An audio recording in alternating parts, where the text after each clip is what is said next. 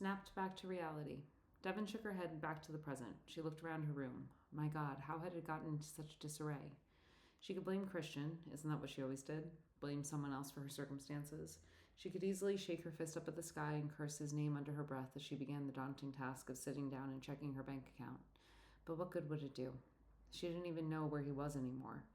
Last she checked, it was Argentina. Before that, it had been the desert in Sedona. One time, it had been Japan. The less she knew about him, the better.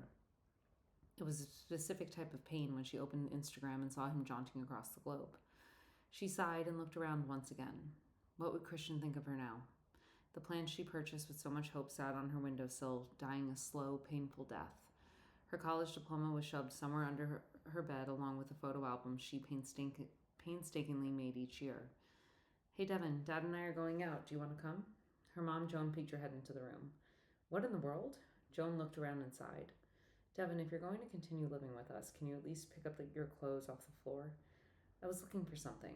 Devon dropped another article of clothing onto the floor in front of her. What could you possibly be looking for? You had to go through every piece of clothing you owned to find it? Devon bit her tongue. The short answer was yes. But she couldn't bring herself to explain that to Joan. It wasn't the right time. Don't worry about it. I'll clean this up. Sorry, Mom. Devon tried to avoid her mother's eyes. They had a way of boring into her soul that made her feel loved and judged at the same time. She supposed that's the way that most kids felt towards their moms. For them to be capable of unconditional love, it was probably highly likely that they kept some judgment in their back pocket just to keep things interesting. Honey, Devon dragged her eyes up from the floor to make eye contact. As predicted, Joan's eyes conveyed intense worry, which Devon had been seeing far too often for her liking. But today, they conveyed something new. Devon, Oh no. Abort, abort, abort. Devon should have known better. Her mother's eyes not only conveyed worry, but they had an agenda. Damn it. She glanced behind Joan's head. The door was too far away for her to have a logical escape. She would have to sit here and take this one. I just wanted to ask, how is the job hunt going? I know you said that you've been submitting resumes, and I'm sure you're waiting to hear back from places. But maybe it's time to ask for some help. You know, your dad and I would be really happy to speak to a few people on your behalf.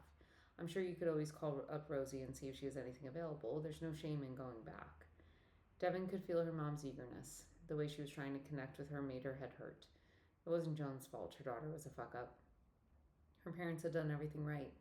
They paid for college in full. They helped her get her first job with Rosie at the theater. They came to all of her shows and told all of their friends about her mediocre success. It wasn't their fault that Devon couldn't make something of herself. It was entirely her own. She took a deep breath and tried not to sound combative. Her defenses were so high recently that she forgot what it felt like to be easygoing. Mom, I know, I'm trying. I can't call Rosie. I really want to make a name for myself, and yes, the process is slow. It was excruciatingly slow, mainly because every resume Devon had sent out was promptly rejected. She was wholly unqualified to do anything but work in theater. It was a place she loved, but had grown to resent.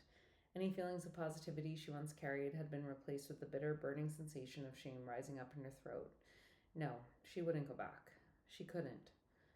I know you want me to succeed, and I'm trying to save money. I really am. I'm sorry I'm back here with you. I didn't think it would go like this. It being her entire life imploding in the course of a year. 12 whole months of chaos culminating in one fell swoop of utter rejection on all fronts. She was burned and burnt out. She couldn't bring herself to care about anything other than licking her wounds at the moment, and what better place to do it than at home? As long as you're trying. We're proud of you. You know we're always here for you, right? You always have a room here. I don't want you to feel bad about being with us. I know it doesn't feel great to be back with your parents, but we love having you here. I just wish you were happier.